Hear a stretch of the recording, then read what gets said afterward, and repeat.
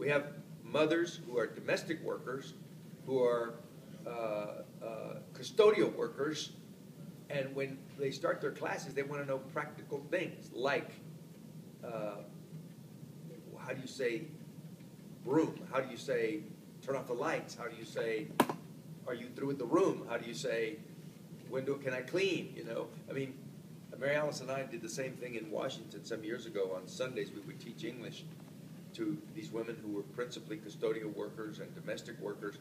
And when we were going through grammar on the blackboard, they would stop us and say, tell me, how do I ask for the Silver Spring bus? You know? So it's a very powerful dynamic, you know, to be able to, as a practical matter, learn the language. Yes? Your notions and ideas about the American Sunrise Pledge are really intriguing, and I use intriguing because I can't think of anything else to say. I'd rather say that than interesting. What are the challenges that you are running up against in terms of, in other words, I look at this as a 360. Well, I think there's several challenges. One of them is this so motherhood and apple pie, so general, right, that you know you really can't get to the supports, right? Two, is the task so great that you can't get people to stay the course, because you know you can't learn English in a year. You got to learn English over 3 to 5 years. So can we keep people? You know, can we hold them? You know, long enough to get this right. Thirdly, are some of these things so profound that no training program can do them? Life has to intervene. What I mean, when you talk about I'm going to improve my skills in order to provide my family a better income, I'm going to begin to save for the big ticket items. That's real life. That's big stuff. Can't do that in a classroom. You know, you got to help people on a path to where over a span of time you get some marginal improvement in their income, and then maybe there's a little bit that can go to savings. You know, but there's a lot of programs out there like earned income tax credit programs, and for example, San Francisco has something called Bank on San Francisco, which the city treasurer set up, which helps people learn how to save money and actually gets them some money that they're entitled to through the earned income tax credit and other things, right? So you can actually put money in people's hands, right? So this is hard stuff, right? This is hard stuff. But it's hard because it is real, and it's hard because it is the thing that will fundamentally make a difference, you know, for people. You know. What is the nature of the relationship between institutions of higher ed, community colleges, four-year graduate programs, and communities, as you see? Well, I think the relationships are multiple. First, we need teachers. Most valuable resource is the teaching process. You know, it's my kind of bent to try to understand the core of a problem, and as I said earlier, peel back the layers of the onion. And I'm convinced that teaching is one of the hardest things to do in a life, because what you're doing is you're taking an idea that's in one brain. You don't see it. I can't see what's in your mind, but somehow what's there, which is the gestalt of experience and training, and has to be conveyed to another human being. That's a hard thing. That requires a lot of human energy, a lot of focus, a lot of skill, a lot of ability to convey, a lot of methodology. I mean, a lot to it.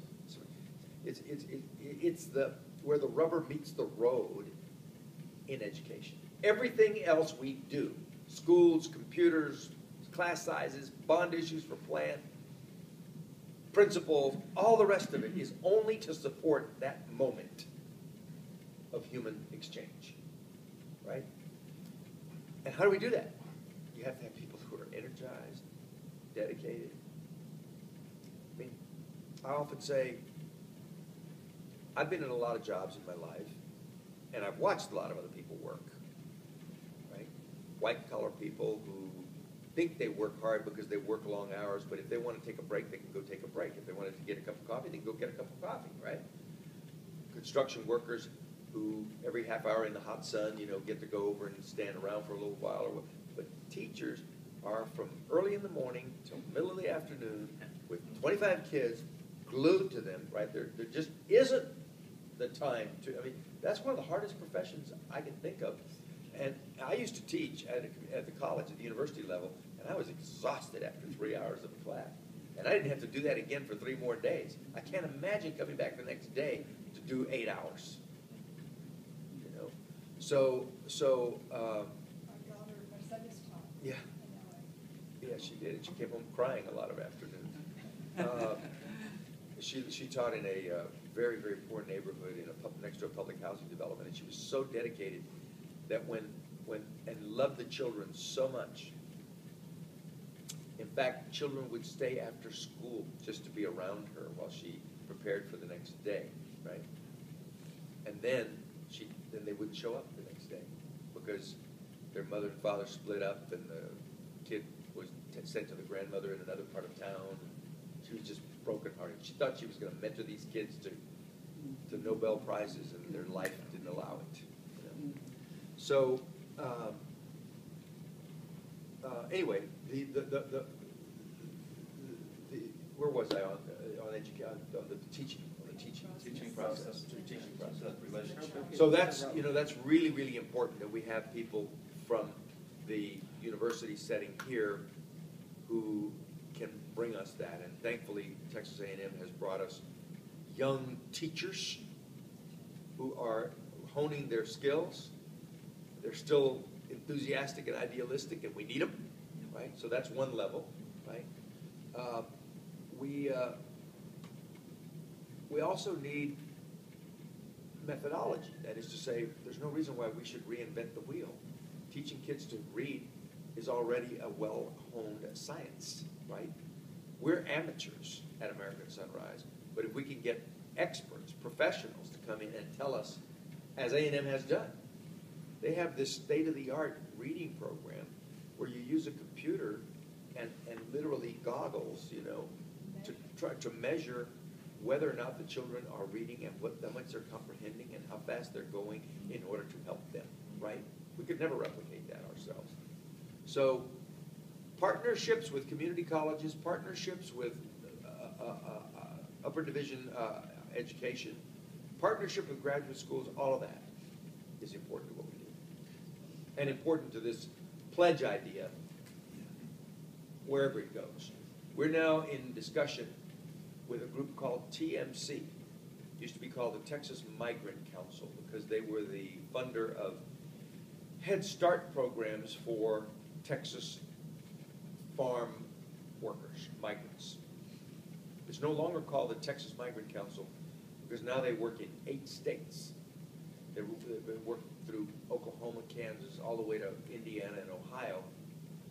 And every day, that organization serves 134,000 children every day across the country. And they are, by federal regulation, in fact, there was a federal official in to see them this week, required to offer parental involvement. They are considering our pledge as the regimen for their parental involvement.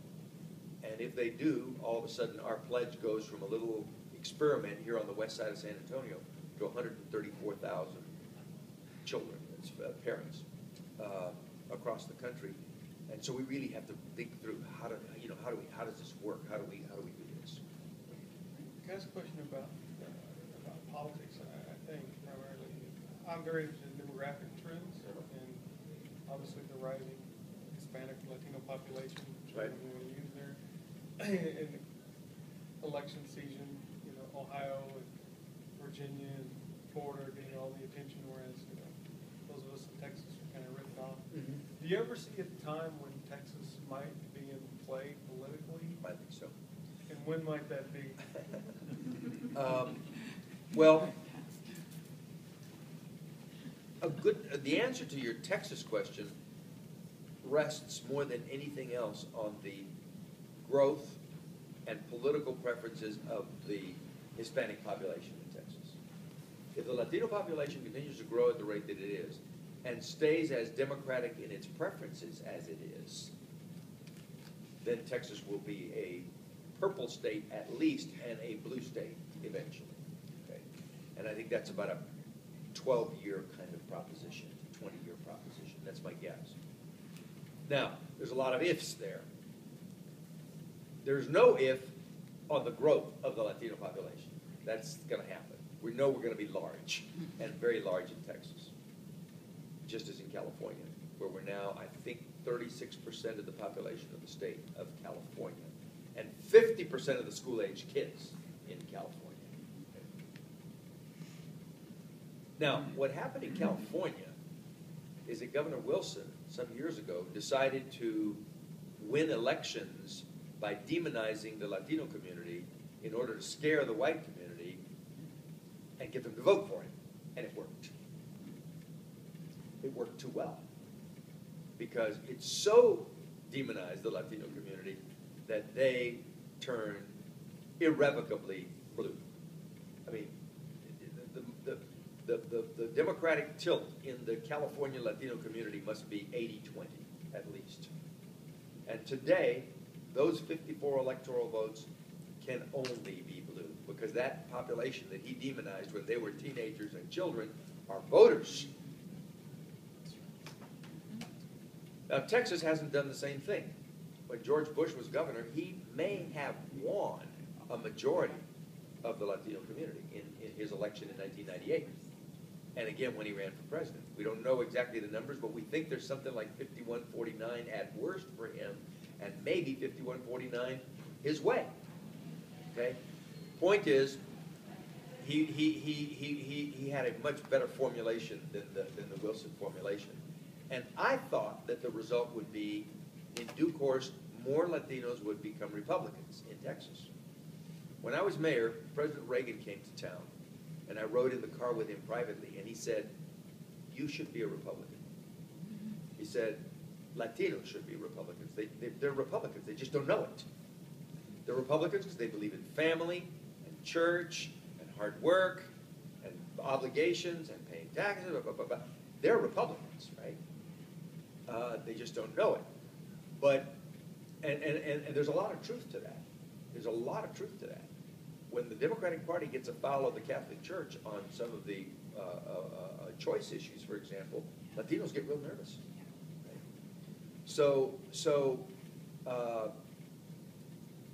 But the Republican Party gets it so wrong in terms of their own interests. I mean, they're hammering Latinos on, they can't get licenses, driver's licenses. They can't, they want voter ID to suppress the vote. They proposed the DREAM Act, right? So Romney a couple of days ago said he would support the president's initiative. He would continue the president's initiative to allow young people who are here and came here as children, to not be deported. Right? Then a day later, he corrected himself and said, "No, I really didn't mean that. What I said was, those who are already through the queue, by the time I become president, I will honor that, their situation, but I will not allow new ones to continue to apply." Right? They had a nuanced answer. Well, the point is, they continue to step in it with respect to this huge growing demographic against their own interests. Because in due course, they're going to end up with a Texas that is like a California on this issue. So I'm sorry I went so long around the maypole to answer your question. No, but, Is there a website with your foundation? Yes. www.americansunrise-sa. I'll give you a card. Thank you very much. We need to stop. Yes, I do too. I need your work. Thank you.